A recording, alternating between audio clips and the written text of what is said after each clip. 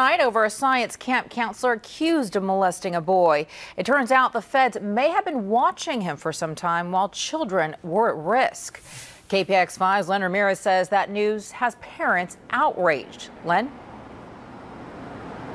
Well, parents here in this West San Jose neighborhood want to know what the federal government knew, when it knew it, and whether they waited too long to act.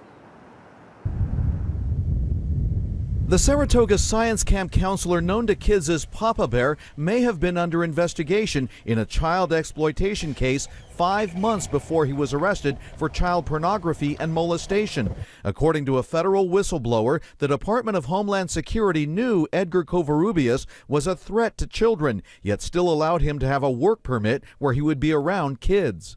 It makes me extremely frustrated and downright angry that, again, I put my child in danger when they didn't take immediate precautions. Parents of fifth graders at Carlton Avenue School are upset. Earlier this year, their kids came into contact with Covarrubias at the Walden West Science Camp, where they stayed for several days. None of the parents we talked to said their kids were victimized, but some think the federal agents might have used their kids to make a case. They like to let things build up in order for them to get a case, but they could have prevented somebody from getting hurt and didn't. They just let it go. Covarrubias is suspected of molesting a 10-year-old boy he met at camp in January, when the whistleblower says he was already under federal investigation, and he allegedly had 600 pornographic photos of kids on his computer and phone when he was arrested May 7th. I'm U.S. Senator Chuck Grassley of Iowa. Now a U.S. Senator, Charles Grassley of Iowa, is looking into the case, calling the allegations deeply troubling.